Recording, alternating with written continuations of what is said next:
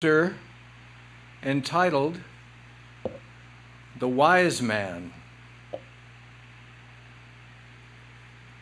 The teachings of Lord Chaitanya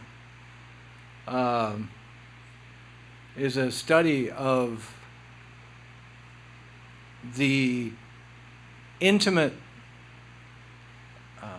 time that Lord Chaitanya Mahaprabhu spent with Sanatan and Sanatan Goswami and Jiva Goswami, and basically he gave them Krishna. He gave them everything they need to teach how to become Krishna conscious. Krishna conscious means actually conscious of God at every moment. When a pure devotee looks out upon a room like this, he doesn't see a bunch of kids and a bunch of adults. He sees Krishna within the heart of every single living being.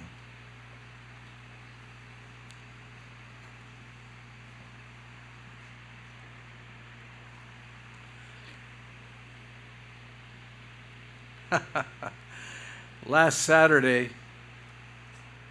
someone asked a question,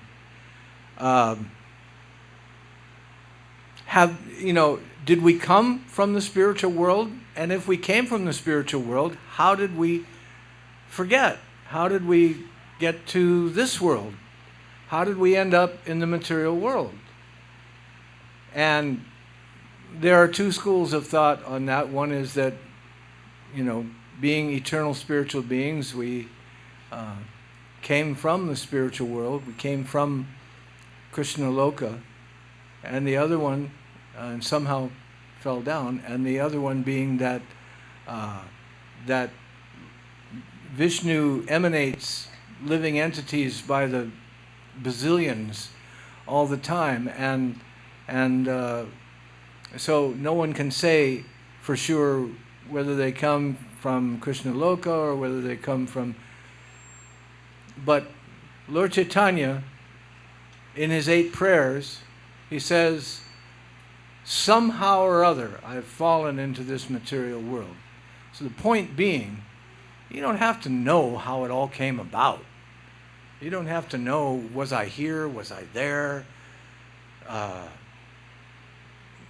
It's all irrelevant. The point is you got to get there. You got to get to the spiritual world.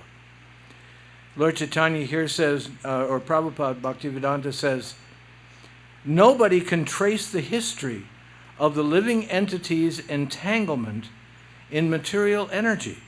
So we can't even trace the history of it. So there's no point in, speculating about what was, how we got here, or anything like that. Therefore, the Lord says that our entanglement in this material energy is beginningless. Beginningless means that conditional life exists prior even to creation. It is simply manifested with and after the creation. Due to forgetfulness of our nature, the living entity, although he is spirit and eternal, suffers all kinds of miseries in material existence. It is to be understood that there are also other living entities who are not so entangled in this material energy. These living entities are situated in the spiritual world or the spiritual sky, and they are called eternally liberated souls. And they are always engaged in Krishna conscious activities in devotional service. In other words, everything they do from waking up to going to sleep is serving Krishna, serving God at every moment. And this should be the goal of our life. It is the goal of all life. The difference, again, being that a devotee wants to do it consciously. Everything is serving Krishna. The flowers, the plants, the dogs, the cats. The problem is they don't know it. They are not serving consciously. They have no idea how they came about, where they're going, what they're doing. But yet, they are, in the final analysis, all existing for the service and glory of God. A devotee, however, has the opportunity to not only serve God, which he already is by his very existence in a sense, but to serve him consciously, to be aware of the purpose of his activities, his thoughts, his deeds, his words at every moment. The activities of those who are conditioned by material nature are taken into account, and in their next life, according to these activities, they are offered various grades of material bodies. In the material world, the spirit soul in conditioned life is subjected to different rewards and punishments. It's very interesting because the experience of transmigration of the soul is that it happens instantaneously. When you die, boom, you're immediately in the womb of somebody else, of your next mother, taking on your next body. But what we fail to take into account is that in the spiritual world, when you in the time in between when you die and you take another birth, time doesn't exist. So Prabhupada says here that you are offered, well, do you want to be a this or do you want to be a that? Do you want to be a squirrel? Do you want to be an ant, a dog, whatever, a plant? In accordance with their situation, with their karma and their previous activities. Now here he's specifically talking about people in human bodies, so they're offered the chance to take on various types of bodies at the time of death, in accordance with what they have accrued in their karma.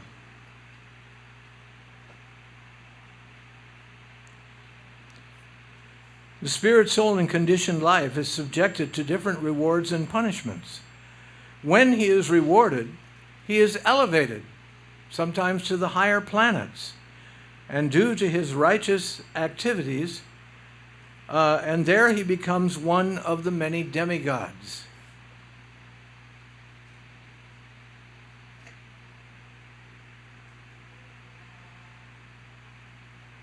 And when he is punished for his abominable activities, like Mr. Trump, he is thrown into different kinds of hellish planets. And there he suffers the miseries of material existence more acutely. The Lord gives a very nice example of this kind of punishment. Formerly, a king used to punish criminals by dunking them in the river and then raising them up again for a breath and then again dunking them once again into the water. They had a big, like a big seat that the person would be tied to on a fulcrum, and they would dunk them into the water, and then just before they would start drowning, they would bring them up. They'd be able to breathe for a minute, and then they go back down into the water. This was the very popular punishment some time ago. This is the way it is in material life. We are dunked into the ocean of misery, and then just before we're just going to, die from all the misery, we get up and we get some reward for something that we've done, and we are able to breathe for a minute, then boom, back down into misery again.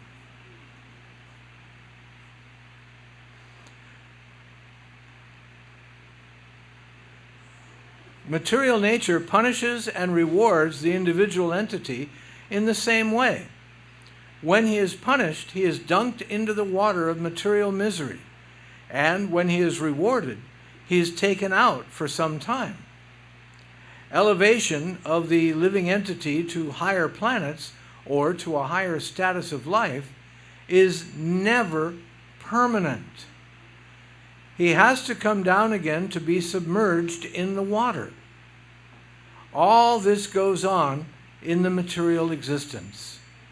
Sometimes one is elevated to the higher planetary systems, and sometimes one is thrown into hellish conditions of material life. We see this today very clearly.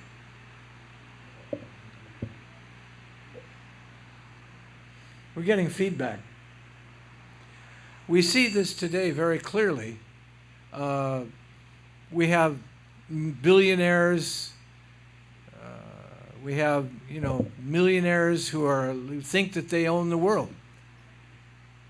They're presidents and kings, and they live lavish lifestyles. And then they die, and when they live that lavish lifestyle, so oftentimes they commit horrible activities, thinking that they're above it all, thinking that they can get away with it, thinking that punishment is for everybody else but not for me, because I'm too rich, I'm too powerful, nobody can touch me. They don't realize that Krishna can touch anyone, everyone. And they're digging their own grave, so to speak. In this connection, the Lord recites a verse from Srimad Bhagavatam taken from the instructions of Narada Muni to Vasudeva, the father of Krishna. In this quotation from the 9 sages who were instructing Maharaj Nemi, it is stated that forgetfulness of one's relationship with God or Krishna is called Maya. Actually, Maya means, listen to this now, Maya means that which is not. That's what it actually means, that which is not. It has no existence. Therefore, that living entity has no connection with the Supreme Lord. Therefore, that the living entity has no connection with the Supreme Lord is a false conception. It isn't true. We all have a relationship. But this person that doesn't believe he has or believe in the existence of the Supreme Lord, or that they have an existence or a relationship, this is all illusion, or that which is not, that which doesn't exist. Maya. Due to their absorption in the false concept of life, man is always fearful and full of anxieties. In other words, a godless concept of life is Maya. And therefore, one who is actually learned in the Vedic literature surrenders unto the Supreme Lord with great devotion, and they accept him as the supreme goal. When a living entity becomes forgetful of the constitutional nature of his relationship with God, then he is at once overwhelmed by the external material energy. And this is the cause of his false ego, identifying his body as himself. His whole conception of the material universe is due to this false concept of the body. He becomes attached to his body and to the byproducts of the body. To escape this entanglement, he simply must perform his duty, to surrender unto the Supreme Lord with intelligence, with devotion, and with sincere Krishna consciousness. So, householders in this age of Kali, this age of quarrel, chaos, and confusion, as householders, we often think, well, it's my duty to take care of my wife, to take care of my child, to celebrate my child's birthday, to do this and that. I know for myself, I always feel guilty. There's a part of me that's like, I really ought to be doing something else. But I'm caught up in this obligation to these false relationships, wife, daughter, son, family, all these things, which ultimately are not real. Ultimately, they exist only for a moment and then they're gone in terms of eternal time. So, the very least we can do if we're going to take part in a job or something that we consider our duty, whatever it might be, we offer it to Krishna. This may not be my perfect service, my Lord, but I'm offering it to you. Let me offer this to you. Everything. Because as it says very clearly here, our constitutional position is that we have a natural, eternal relationship with God. It isn't that, suddenly we don't have such a relationship. The relationship is there, it's just that we don't see it. We don't understand it. We can't conceive of it.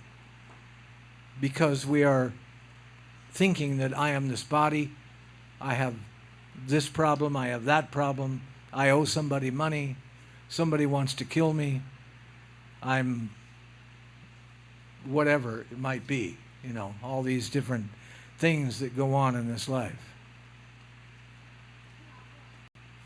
So, what is the answer? Who knows the answer? Raise your hand. Tell me if you know the answer. Come on. Somebody knows the answer. Raise your hand. Turunkanti? Huh? Krishna what? Krishna is the answer? Well, but Krishna is already there. So what is the answer? I'm convinced that I am this body. I am convinced that I have so many difficulties. I owe so many people money. I have some disease. I'm diabetic. I have all these problems. What is the answer? Huh? Chant. Yes. Chanting the names of Krishna, chanting the names of God. This brings us through the false ego and into reality, the reality of our relationship with God.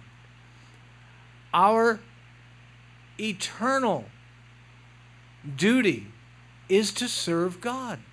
And what service, God being the supreme egoist, as he's sometimes known as, but to hear his name. To hear his name. He's so attracted to someone glorifying him by chanting his holy name. Immediately he wants to go to them. Immediately he wants to be with that person and give them him. So chant Hare Krishna. Chant Hare Krishna all the time, as much as you can. Do what you got to do. Offer it to Krishna and chant while you're doing it. Okay? Are there any questions? Everybody understands everything perfectly? Good. You're a brilliant crowd. I love it. Because obviously, if you don't understand everything perfectly, you would have a question, right? Right. So you all must understand everything perfectly. So that's wonderful. So let's chant Hare Krishna. Haribo. Namaste.